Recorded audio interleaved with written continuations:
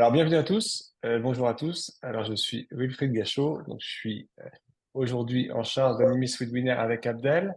Donc, c'est un webinaire qui est consacré à l'intelligence artificielle et plus particulièrement à l'impact de l'IA dans le SEO.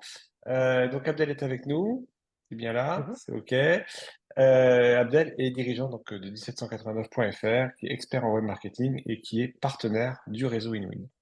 Alors, qu'est-ce que le réseau InWin? En fait, InWin, c'est un réseau d'agences digitales, une vingtaine d'implantations en France. Notre mission, c'est d'accompagner nos clients dans leur digitalisation. Alors, on a un rôle d'architecte pour eux. Nous assurons donc avec nos experts la mise en œuvre de leur stratégie digitale. Alors, sur quoi on va intervenir? On va intervenir sur le web marketing, bien évidemment, sur la création de sites internet, sur la formation, on peut former les équipes de nos clients à toutes les actions web marketing enfin, au niveau des sites internet, création de sites ou autres, animation en interne. Ah, si vous pouvez couper votre micro, parce que ça rigole. Et également dans des solutions de productivité telles que la mise en œuvre de RP ou de systèmes d'intranet, extranet chez nos clients. Alors, comme je l'ai annoncé lors de mon introduction, aujourd'hui, on se retrouve pour parler d'IA, bien évidemment, et répondre à la question comment elle peut nous accompagner dans nos actions de web marketing. Alors, Abdel, je vais te laisser la parole. Vous aurez la possibilité de poser vos questions dans le chat et on y répondra donc à la fin de ton intervention, Abdel. On aura un petit temps de réponse. Je te Super. laisse la parole. Oui, merci Wilfried. Bonjour à toutes et à tous. Merci d'être présent pour ce webinaire. Donc, comme effectivement l'évoquait juste à l'instant Wilfried, surtout n'hésitez pas à poser vos questions dans le chat. Voilà, si on a un peu de temps à la fin, j'essaierai d'y revenir ou le cas échéant, on pourra vous faire un retour après le webinaire. Donc, effectivement, on va parler ce matin d'intelligence artificielle, IA, et de référencement naturel, le SEO, où là, effectivement, on va le voir que ces enjeux-là, ils vont être, on va dire, liés. L'intelligence artificielle, on va en parler, a eu beaucoup on va dire de projections et de nouveautés au cours de ces derniers mois. Et on va voir comment, effectivement, on va pouvoir gérer positivement ou négativement d'ailleurs, hein, le SEO de son site grâce à l'intelligence artificielle.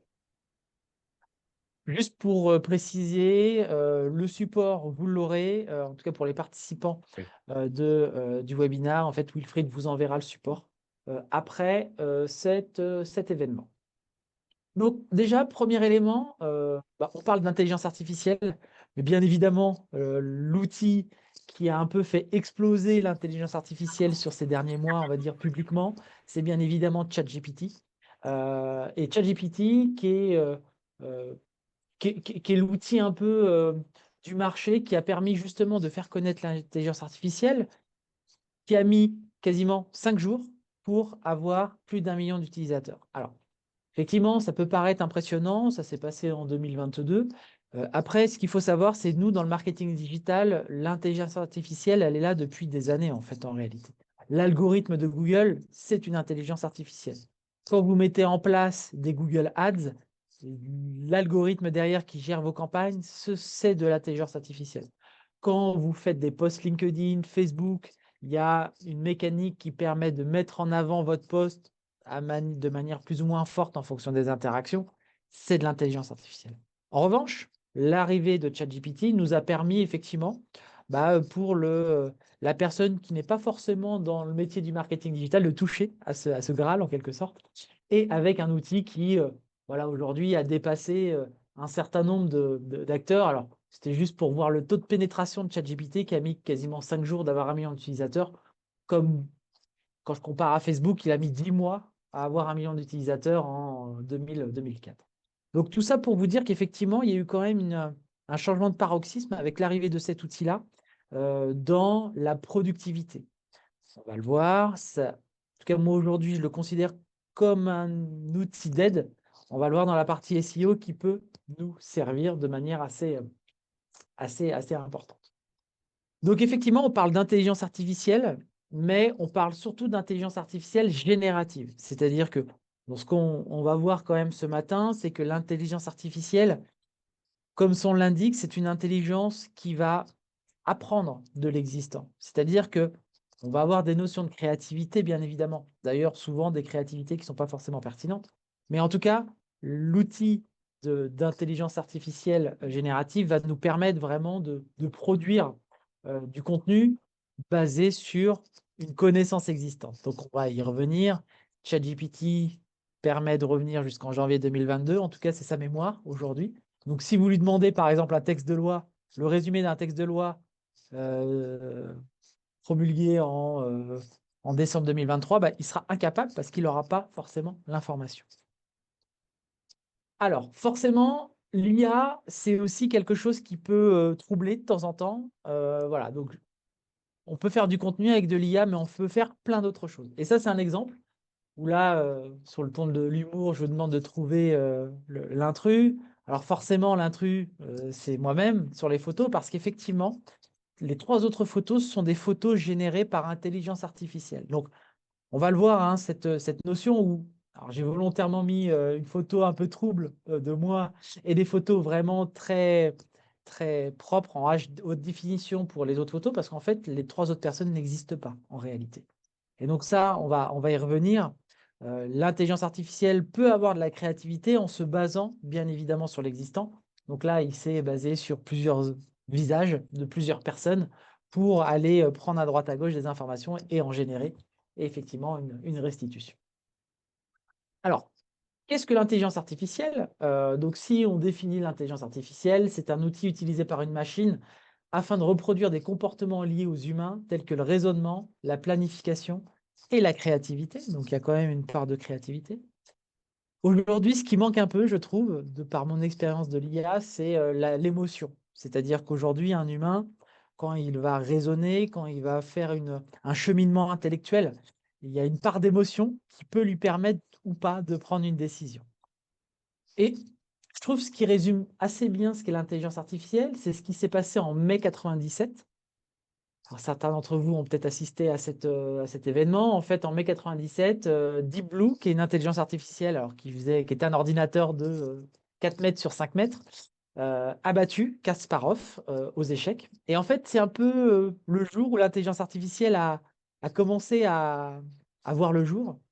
Je ne sais pas si certains d'entre vous s'intéressent aux échecs, hein, mais en fait, je trouve que c'est assez révélateur de l'enjeu qu'il y a autour de l'intelligence artificielle. C'est-à-dire qu'on a eu un ordinateur qui a été capable d'anticiper 2, 3, 4, 10 coups, alors que l'humain, lui, il était, Kasparov, qui était quand même le meilleur joueur d'échecs à l'époque, euh, en fait, n'a pas.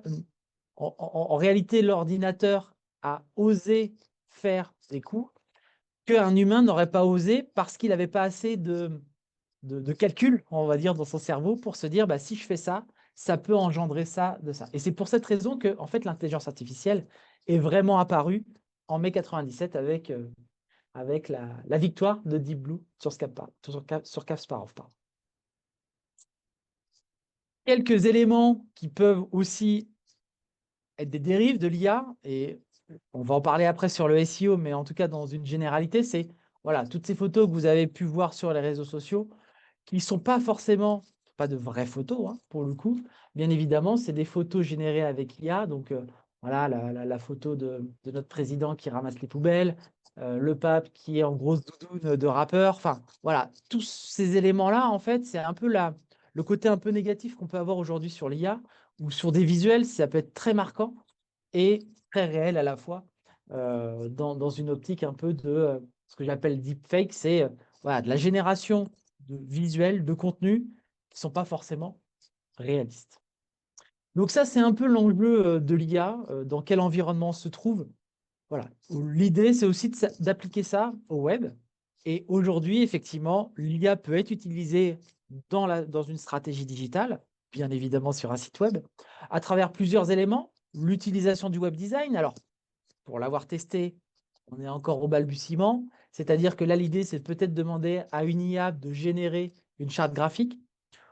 Bon, pour l'avoir testé, les résultats, même si on peut voir des résultats qui apparaissent sur certains sites spécialisés en IA, on est encore très loin d'avoir une intelligence artificielle qui va faire de A à Z. On va être capable de faire peut-être certains éléments du site à travers voilà, quelques lignes de code, par exemple, parce que l'IA est capable de faire des lignes de code, mais pas forcément pouvoir générer de A à Z un site, même si vous voyez certainement la pub d'un gros acteur de création de sites un peu packagés qui communiquent beaucoup dessus. Ça reste des choses assez basiques en termes d'IA. L'IA peut être aussi utilisée pour la relation client. Alors ça, c'est quelque chose qui s'est pas mal développé. Euh, et je trouve, et on le verra après sur la partie référencement naturel, euh, l'IA prend un peu de valeur, effectivement, dès qu'on va traiter un peu de contenu. Voilà un exemple. Quand vous avez aujourd'hui une pop-up qui s'affiche avec un chat qui débute, souvent, effectivement, c'est une IA qui a derrière, qui permet dans un premier temps de répondre à des questions assez simples. Et à partir du moment où l'IA n'a pas forcément réponse à toutes vos interrogations, bah voilà, c'est un humain, un vrai humain, qui va prendre le relais. Et voilà. Et pour la petite histoire, j'ai fait un peu le test avec ChatGPT en mettant en situation effectivement une personne qui pose une question, où là on se retrouve effectivement avec des réponses qui se rapprochent grandement de ce que proposent les outils de chat en ligne. Voilà, donc qui confirme un peu effectivement que l'IA est déjà au cœur d'un certain nombre de mécanismes et d'outils sur le web. Donc ça, voilà. Petit à petit, on va vers le SEO. On voit que l'IA peut nous servir dans certaines situations. Et on va voir dans quelle mesure l'intelligence artificielle peut avoir un impact, qu'il soit positif ou négatif, sur le SEO, donc Search Engine Optimization, donc le référencement naturel. Alors forcément, quand on parle de référencement naturel, l'idée c'est de se dire, bah voilà, quelle est la position du leader sur le marché, c'est-à-dire Google. Google aujourd'hui, c'est 92% de part de marché en France. Voilà. Quelle est sa position vis-à-vis de ça? On le sait, Google communique très peu autour de son algorithme en référencement naturel, mais il nous donne quand même des guidelines, des tendances autour de son outil. Paired. Alors, pour le coup, qu'est-ce que nous dit Google? Donc, il faut savoir que effectivement, aujourd'hui, Google, dans sa façon de gérer son algorithmie de son site internet, nous dit que aujourd'hui, votre site doit répondre à 4 enjeux: l'expertise, l'expérience, l'autorité et la fiabilité. Donc ça, c'est un peu l'algorithmie. Alors, cet atelier, ce webinaire, il est très orienté autour de l'IA. Ce n'est pas un atelier, un webinaire autour du référencement naturel. Mais en tout cas, ça, c'est des enjeux qui sont assez majeurs parce que, en gros, c'est à partir de ça que l'algorithme de Google fait son référencement naturel. En tout cas, génère des classements dans le moteur de recherche. Et quand on va un peu plus loin dans ce que nous propose Google, voici ce que nous a indiqué Google dans ses guidelines. Il a mis à jour son contenu en disant, voilà, les contenus générés par IA seront-ils bien classés dans la recherche? Donc, on peut considérer quand même que c'est une communication officielle de la part de Google. Et là, Google nous dit, l'IA n'apporte aucun avantage particulier au contenu. Si le contenu généré par IA est utile, original et en phase avec les concepts de EEAT, donc je reviens juste en avant, expertise, expérience, autorité et fiabilité, il a donc des chances d'être bien classé dans les résultats de recherche Google. Sinon, ce ne sera sans doute pas le cas. Donc là, on a vraiment une prise de parti de Google qui nous dit que, en réalité, ce soit un humain ou que ce soit un robot, et que ce contenu a pour objectif d'apporter de la valeur, dans ce cas-là, il peut être bien classé dans les moteurs de recherche. Donc ça, c'est quand même un paragraphe qui est assez important dans la posture qu'on doit avoir vis-à-vis du contenu IA, où déjà, on a une réponse de Google qui nous dit, bah, en fait, l'IA, ça peut le faire. Après, je n'ai pas dit que de générer un contenu via ChatGPT en lui posant une question, ça vous assure un bon positionnement. Parce que le référencement naturel, c'est bien évidemment 200 critères, et le contenu fait partie d'un des critères de Google, mais qui n'est pas le critère majeur. Il y en a un certain nombre d'autres. Donc ça, n'oubliez pas ça, que même si vous avez fait le plus beau contenu du monde, ça ne vous assurera pas une position optimale en référencement naturel. Forcément, Google va dans la lignée des IA génératives. Donc, il a lancé un concurrent qui s'appelle Bard. Donc, Bard, c'est le concurrent de ChatGPT. Bon, on ne va pas se le cacher, hein, Google est bien en retard vis-à-vis de ChatGPT et OpenAI sur la partie intelligence artificielle, sauf qu'ils ont été un peu forcés de lancer rapidement leur outil Bard.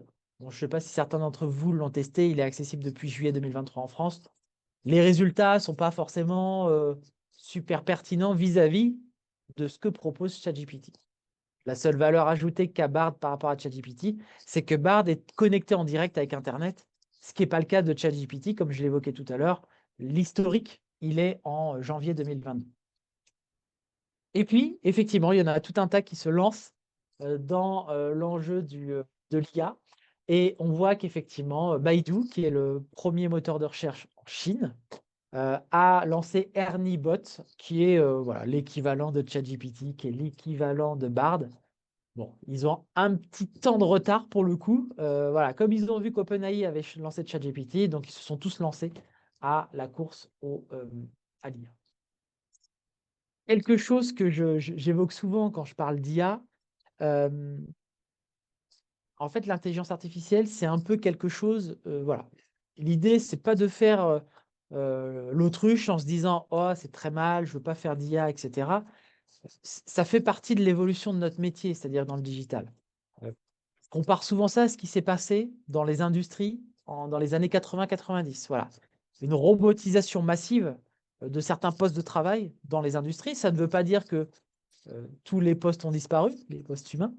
Et là, ce qui se passe effectivement sur les enjeux liés au contenu IA, c'est que effectivement, on se retrouve en fait avec de nouveaux outils qui nous permettent de faire des gains de productivité. Donc, on en parlera après. Dans quelle situation on va utiliser l'intelligence artificielle dans un cadre plutôt de référencement naturel. Donc voilà, ça c'était plutôt sur les enjeux de l'IA, la posture de Google vis-à-vis de ça, et puis tous les acteurs, voilà, toutes les intelligences artificielles des moteurs de recherche.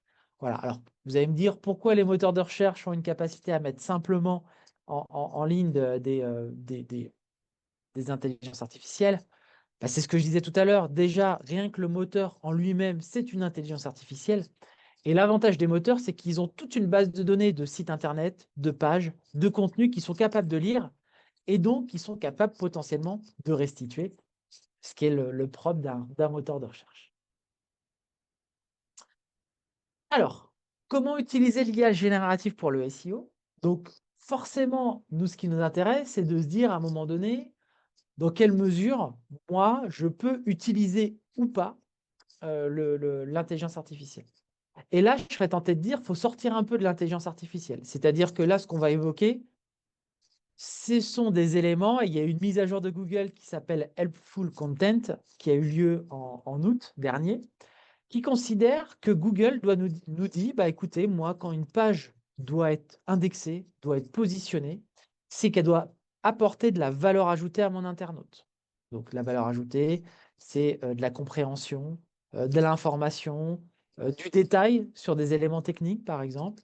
Voilà. Et donc, c'est est-ce que mon contenu apporte de la valeur ajoutée? Et là, Google, en fait, il nous liste clairement en quoi ça peut apporter de la valeur ajoutée. Voilà. Est-ce que voilà, mon contenu démontre clairement une expertise? Alors ça, j'ai souvent la question. Bah voilà, comment je peux justifier que mon site présente une expertise? Bah, c'est assez simple, hein, c'est de bien détailler sa page produit ou sa page contenu. Si j'ai une page qui présente des formations, bah, de bien avoir le programme de formation. Si Google détecte, et vous devez le savoir, dans Google, des fois, on a des questions, que mon site puisse répondre à ces questions via des FAQ. Et tout ça, en fait, c'est un peu quelque chose qui a évolué chez Google. C'est-à-dire qu'il y a 7, 8, 10 ans, je souhaitais me positionner sur un mot-clé, il suffisait que je mette une page et ma page pouvait se positionner même si mon site faisait qu'une seule page. Aujourd'hui, Google, quand il va regarder l'algorithme, va regarder votre site, il va regarder est-ce que pour avoir vocation à se positionner sur ce mot-clé-là, est-ce que je traite de l'intégralité du sujet autour de cette thématique? Voilà. Donc voilà, est-ce que je réponds aux questions des internautes? Est-ce que j'ai une structure technique qui convient bien? Et donc, la stratégie de contenu, c'est vraiment devenu une stratégie, on va dire, d'alimentation de l'algorithme de Google pour lui montrer que vous êtes le plus pertinent. Si parallèlement, je fais un parallèle avec ça, hein, juste pour vous imaginer un peu les choses, quand vous avez, voilà, vous discutez avec une personne qui est, je dis n'importe quoi, moi, spécialiste d'un sport comme le tennis, et vous discutez avec une autre personne qui n'est pas spécialisée dans cette thématique, bah, en fait, la discussion que vous allez avoir avec l'expert du tennis, eh ben, il va vous parler de choses, de techniques, d'historique, etc. Et la personne qui n'est pas forcément à l'aise avec ce secteur-là, bah, en fait, vous allez lui poser des questions, il ne va pas être en capacité de répondre. Donc là, l'humain, il va être capable de détecter qu'il y a d'un côté un expert et de l'autre côté une personne qui ne s'y connaît pas. Et ben en fait, votre site internet demain, c'est exactement la même chose. C'est-à-dire que vous devez traiter de l'intégralité des sujets qui peuvent permettre à votre site d'être bien positionné. Alors, bien évidemment, si je fais le parallèle avec l'IA, bah, que votre site soit généré en IA ou non IA, bah, en fait, l'enjeu en SEO, c'est d'alimenter tous ces éléments. Donc, j'ai résumé assez un peu l'état d'esprit qu'on a autour de l'IA, c'est que oui, on va pouvoir l'alimenter, mais ça n'empêche pas que derrière, il faut avoir une stratégie. C'est-à-dire que si c'est uniquement pour faire du contenu sans une vraie stratégie derrière, ça ne servira pas à grand-chose. Alors, est-ce pertinent d'utiliser de l'IA pour du contenu? Bon, j'ai en partie répondu à la question. Oui, mais pas uniquement pour la création de contenu, parce qu'aujourd'hui, on le voit bien, hein, on se dit ChatGPT, dans le cas de ChatGPT, c'est de la création de contenu, on lui pose une phrase et puis il nous crée un bloc de texte de 500 ou 600 mots. Ça va pas être comme ça. On va pouvoir faire d'autres choses avec ChatGPT. Par exemple, il va pouvoir nous permettre de nous gagner du temps. Donc, je vous donne un exemple, hein. Voilà, j'avais un fichier Excel la dernière fois où je devais générer des formules entre différentes colonnes. Je lui ai mis le fichier Excel à ChatGPT. Je lui ai demandé, bah, tiens, est-ce que tu peux me réorganiser toutes ces colonnes et toutes ces lignes de telle manière? Pouf, en l'espace de 30 secondes, il me l'a fait. Avec des tableaux croisés dynamiques, j'aurais peut-être mis 3 heures à le faire en regardant des tutos sur YouTube, etc. Donc oui, c'est un vrai gain de temps sur certaines tâches, on va dire plutôt, on va dire denses. Alors vous allez me dire, oui, mais attention Abdel, tu perds de la pertinence dans la connaissance d'Excel. Oui, certainement, effectivement. Autre élément lié à l'IA, c'est trouver des mots-clés. Il va nous permettre de nous donner des informations autour de voilà, des mots-clés. Voilà, je vous montrerai après, hein. Euh, Donne-moi un exemple d'arborescence dans un secteur comme, je sais pas moi, la chaussure. Voilà, comment je peux organiser mon futur site. Obtenir des informations, définir ses types, analyser les contenus, traduire du texte. Voilà. En fait, il y a beaucoup de choses sur lesquelles en fait, on va pouvoir aider la personne qui fait du référencement naturel sans pour autant en fait remplacer l'humain. Et là, je précise encore une fois, l'idée, c'est pas de ChatGPT va remplacer votre agence de référencement ou va remplacer votre référenceur dans votre entreprise. Non, ça va nous aider vraiment à faire des gains de productivité. Alors, attention, effectivement, parce qu'il peut y avoir des enjeux critiques autour de la production de contenu. Un élément qui est sensible chez Google, c'est la duplication de contenu. Donc, c'est vrai que historiquement, de générer du contenu via ChatGPT, attention, il y a plus de risques que d'opportunités, notamment liées à la duplication de contenu. Bon, il y a des outils qui existent, hein, comme Kill Duplicate, il y en a plein d'autres qui vous permettent de tester la duplication de contenu. Quid des sources d'information? Si vous utilisez ChatGPT, on peut avoir également des extrapolations de ChatGPT. Quand il n'a pas forcément l'information, bah, des fois, il va peut-être l'inventer. Donc, attention à l'information qui est produite par ChatGPT, qui peut être des fois pas forcément bonne. Attention aux utilisations de marque. Donc, on le verra juste après. Oui, on peut utiliser ChatGPT, mais attention, parce qu'il y a peut-être l'utilisation de certaines marques que vous ne distribuez pas, par exemple, des marques de concurrents. Donc, ça reste à utiliser avec parcimonie, ou en tout cas de manière totalement organisée. On le verra après. Je finirai effectivement cet élément sur, en tout cas ce webinaire, sur des mises en garde, qui sont des vraies mises en garde qui peuvent mettre en difficulté la visibilité de votre site internet. Alors, est-ce que ChatGPT peut m'aider à produire mes contenus? Bon, vous l'avez bien compris, la réponse est oui. Et le premier enjeu, c'est le prompt. C'est-à-dire qu'effectivement, le prompt, c'est la façon dont je vais demander à ChatGPT de me produire un contenu. C'est-à-dire que je vais lui demander une information et à partir de cette information, il va me produire un contenu. D'une manière générale, plus votre prompt va être précis, détaillé, plus le contenu a moins de risques d'être dupliqué. Je vous donne un exemple. Je lui demande, est-ce que tu peux m'écrire un article sur l'intelligence artificielle et le SEO? Si je lui demande juste ça, alors oui, il va me faire un contenu. Mais par contre, il y a peut-être déjà 10, 15, 30, 100 personnes qui ont déjà fait cette demande. Donc, ça veut dire que lui, l'IA, il ne va pas se prendre la tête. S'il l'a produit une fois, il va vous restituer exactement la même chose. Par contre, si je lui dis, bah écoute, est-ce que tu peux me produire un contenu sur l'IA et le SEO qui traite plus particulièrement du contenu pour un site institutionnel qui parle de tourisme et sur la zone de chalandise d'Île-de-France, je dis n'importe quoi, et ben en fait là, plus on va être détaillé, plus on va lui donner des contraintes, plus on va s'assurer que le contenu qui va potentiellement être produit va être unique. Toujours pareil, c'est pas parce qu'il va vous produire un contenu que ce contenu va être optimisé pour le référencement naturel. Parce que ça, c'est deux choses, hein. Là, c'est un outil qui va être généré. Et c'est pas parce que ce contenu-là, vous allez le mettre sur le site que vous allez augmenter en référencement naturel. Bien évidemment, il y a d'autres indicateurs à prendre en compte, le maillage interne, la densité des mots-clés, peut-être des mots-clés qu'il n'a pas utilisés qui sont très importants. Voilà, il y a plein d'optimisations en complément qui sont très importantes. Alors, juste pour la petite histoire, le prompt, désormais, on fait une formation en prompt parce que forcément, face à la technicité qu'on a à utiliser ChatGPT, effectivement, on a, via le réseau InWin, des formations qui sont liées à la génération de prompts pour ChatGPT, pour une optimisation soit de rédaction de contenu plutôt e-commerce, contenu blog, contenu institutionnel, contenu pour les réseaux sociaux. Voilà. Donc ça, effectivement, c'est des choses qui se développent plutôt pas mal. Donc voilà, des exemples de prompts qu'on peut imaginer dans des utilisations précises. Voilà, là, je lui demande de me donner des idées sur une arborescence e-commerce d'un site qui vend des vélos basé sur les volumes de recherche les plus tapés dans Google. Donc, je lui ai fourni ces volumes de recherche et je lui ai dit, bah tiens, déclenche-moi une arborescence type qu'on imagine et c'est plutôt pertinent. Voilà, on voit que j'ai une première arborescence et c'est vraiment une arborescence SEO, c'est plutôt pas mal. Une arborescence basée sur les types de vélos. Voilà, vélo de route, VTT, vélo électrique, vélo de ville, vélo pliant, vélo de montagne, etc. Une arborescence basée sur les accessoires et une autre arborescence basée sur les marques. Bien évidemment, je lui avais fourni les marques.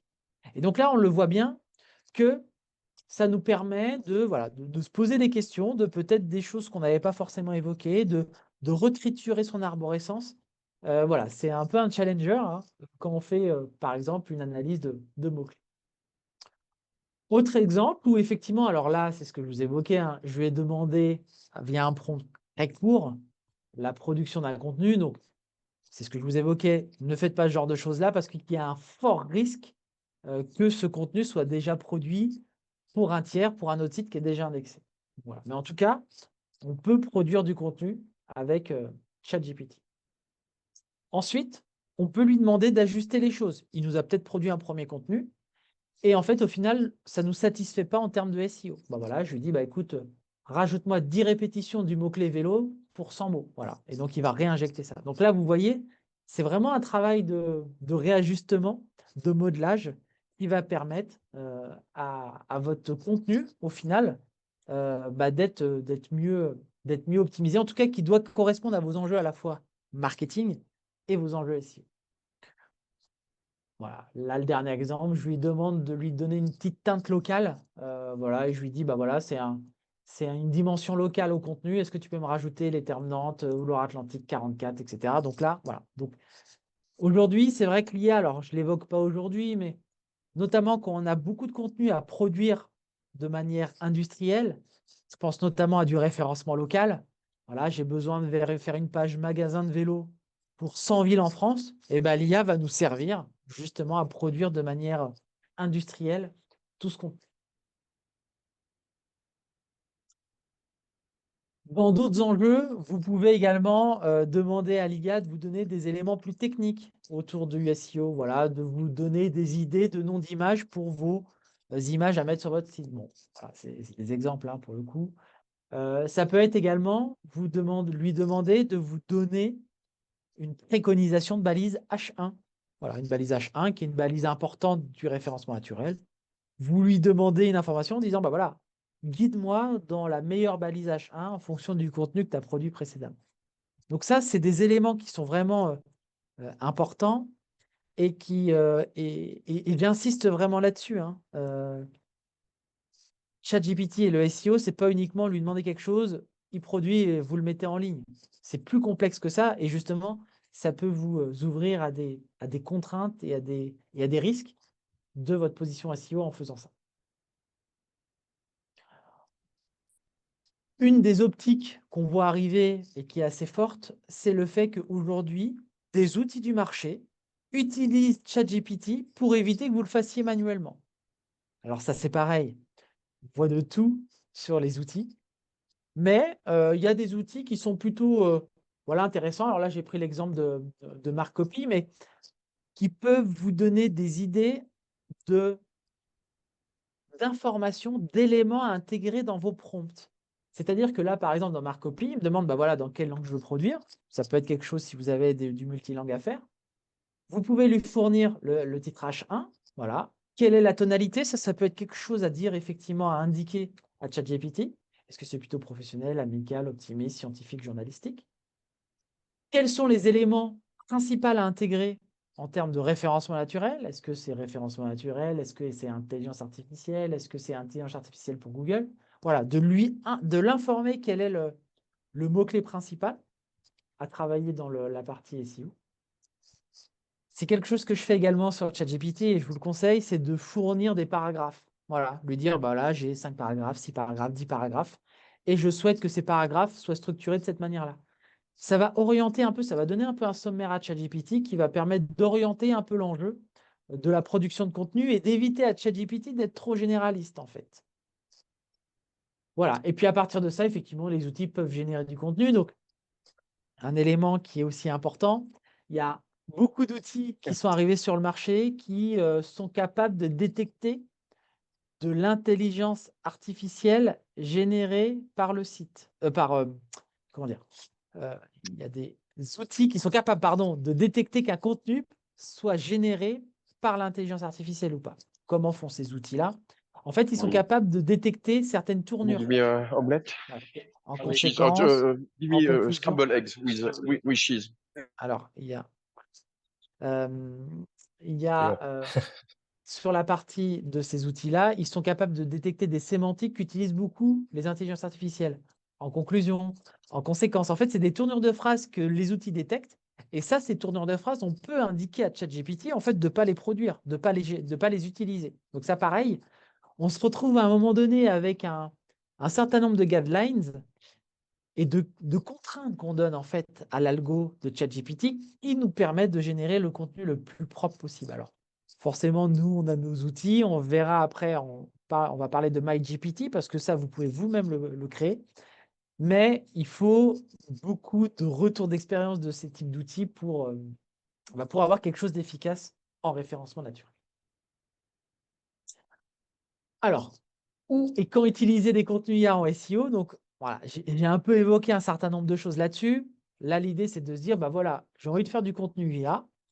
Ce contenu IA, il doit répondre à une stratégie de référencement naturel. Donc ça, c'est le premier enjeu. Donc, où je vais pouvoir produire ce contenu-là?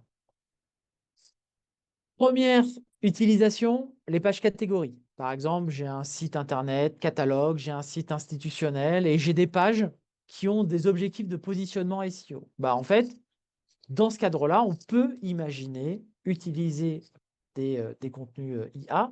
Alors, on le fait beaucoup sur les sites e-commerce, plutôt en bas de page, dans les footers des sites internet, parce que, on va pas se le cacher, hein, ces pavés de texte, souvent, sont pas sont pas lus par les internautes, parce que les internautes, ils arrivent sur le site, ils voient plutôt les arguments marketing, les appels à l'action, de contact ou de mise au panier, et puis bah, là, ils finalisent par exemple leur commande. Donc souvent, effectivement, ce contenu-là, on le met plutôt en bas de page parce que les internautes n'ont pas vocation à le lire, c'est plutôt les moteurs de recherche qui sont là pour lire ces contenus. Deuxième typologie d'utilisation, sur des blogs.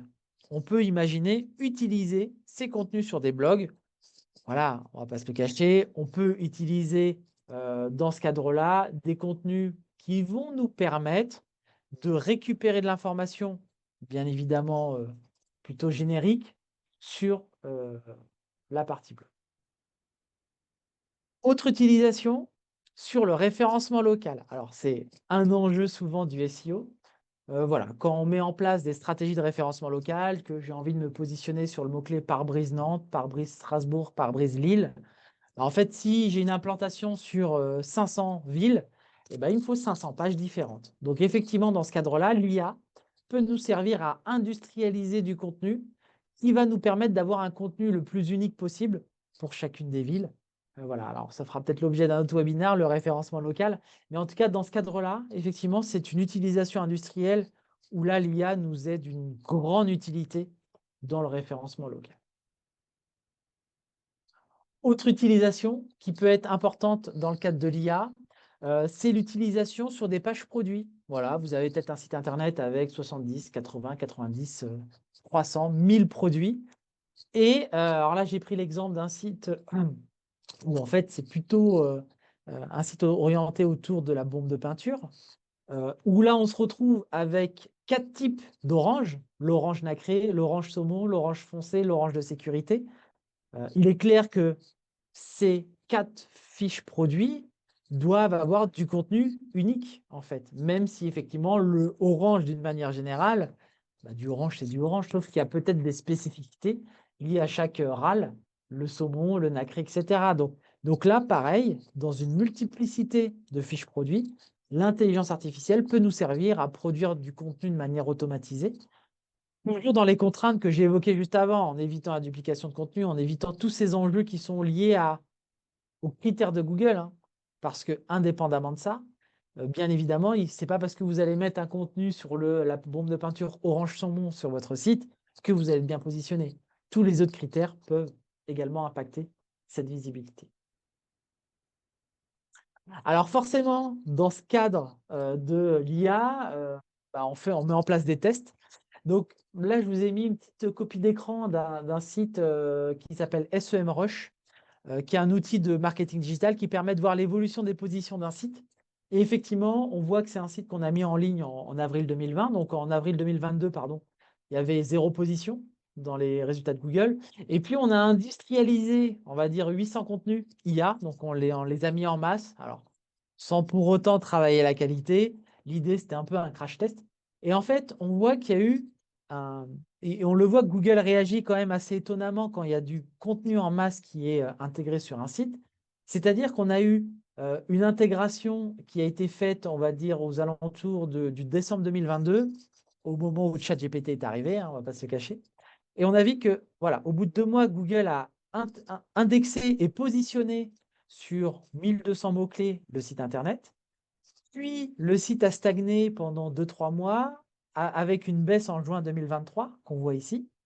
Et puis, à partir de juin 2023, c'est comme s'il avait été débloqué, le site, et il a continué à se repositionner sur 2000 mots-clés. Alors aujourd'hui, j'ai regardé là, on est quasiment à 3500 mots-clés positionnés. Donc, voilà, l'algo de Google, il réagit aussi. C'est-à-dire qu'à un moment donné, si vous voulez mettre en masse des contenus, il ne faut pas s'attendre à que dès le lendemain, Google indexe les pages, parce que Google a de plus en plus de mal à indexer les pages, hein, ça c'est un sujet. Et qu'en fait, il y a une espèce de sas, de décompression, où à un moment donné, Google fait stagner le site, et puis au bout de quelques mois, il le fait progresser. Voilà. Bon, ça, c'est des constats qu'on voit sur un certain nombre de sites. Je ne dis pas que c'est une généralité, mais il faut bien avoir conscience que Google, il est capable de voir si vous injectez en masse ou pas des pages sur votre site Internet.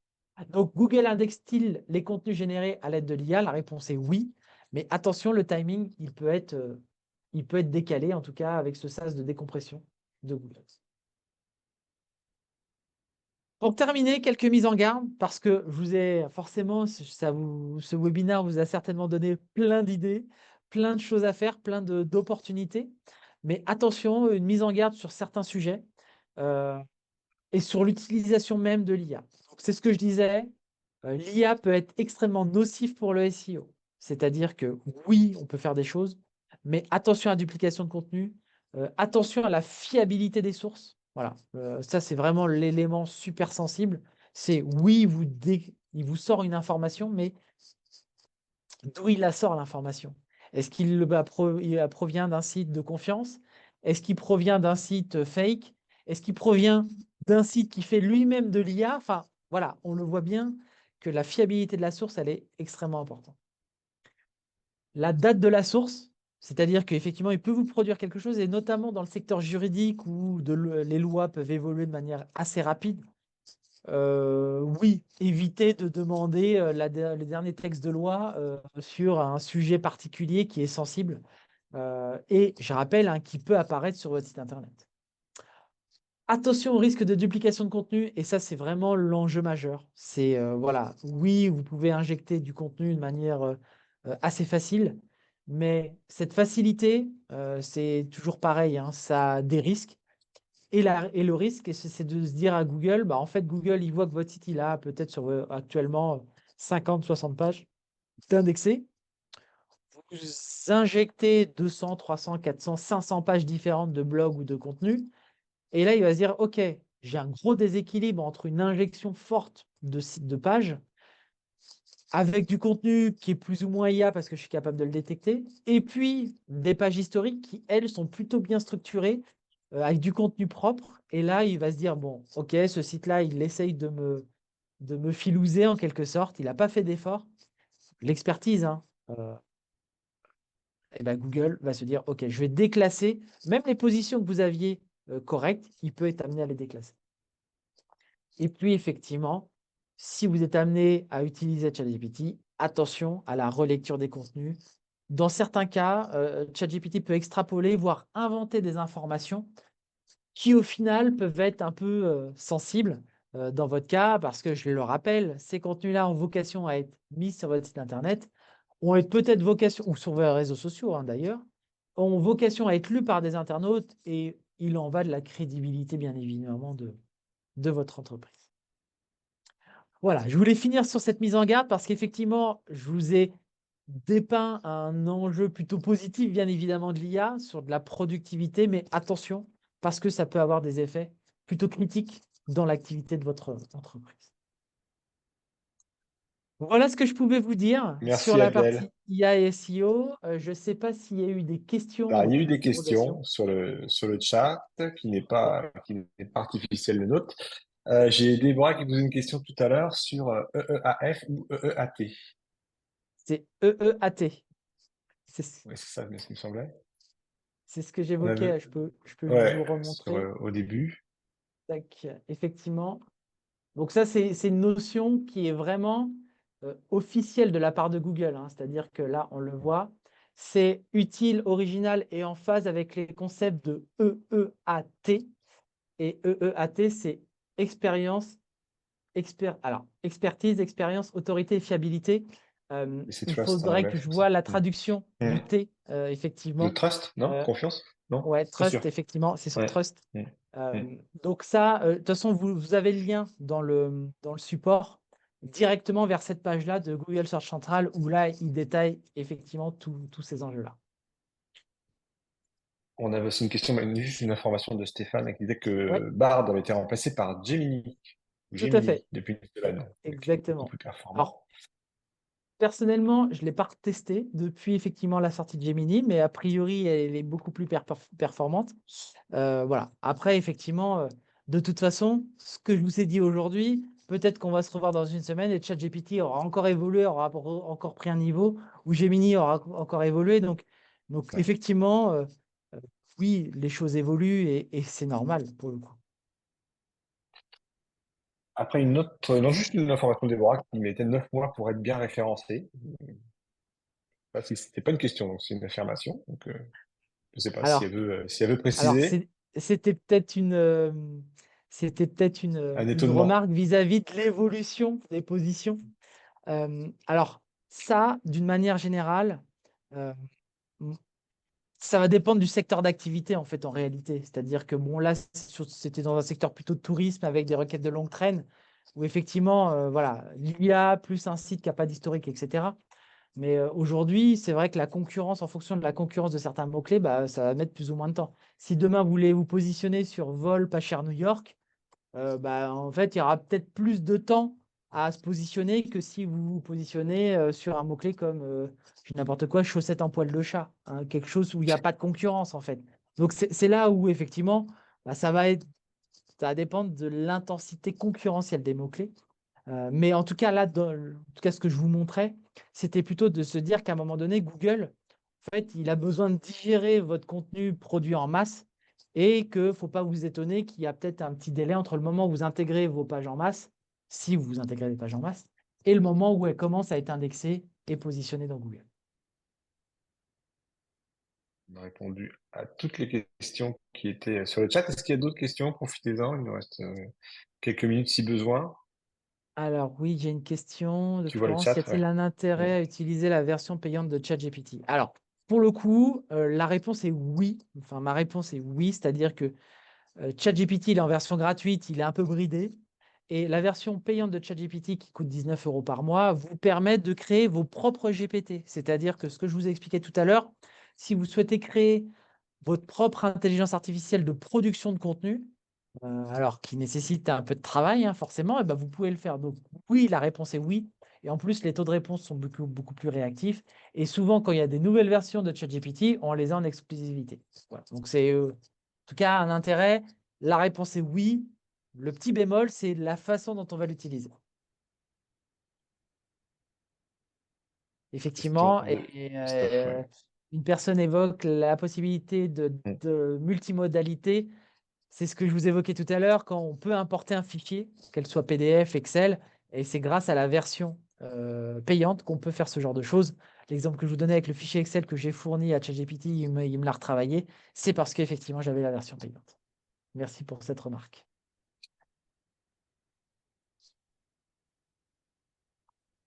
Je vois plus de questions. N'hésitez pas, si on peut encore en prendre une là par rapport à l'heure. Ah merci, donc ça c'est génial. Bon, merci. S'il n'y a pas d'autres questions, de toute façon, pour ceux qui étaient présents aujourd'hui, on vous enverra le lien pour la présentation et également le replay. Euh, pour aller plus loin, si vous avez des questions sur tout ce qu'on a vu aujourd'hui, même sur le reste, tout ce qu'une agence InWin peut vous apporter, vous allez retrouver la liste des agences InWin sur le site inwin.fr. Vous avez au moins un interlocuteur par région et également pour continuer sur l'IA, parce qu'on aime bien l'IA, une information, on va refaire un webinaire le 30 mai, mais qui sera consacré, lui, à comment gérer sa data avec l'IA, par un autre expert sur le réseau InWin. Donc, surveillez bien les réseaux sociaux, ça va arriver. Bah, merci à tous pour Merci votre à vous. présence. Merci Abdel. On vous souhaite une bonne fin de journée, une bonne fin de semaine. À très À bientôt. bientôt. Au revoir.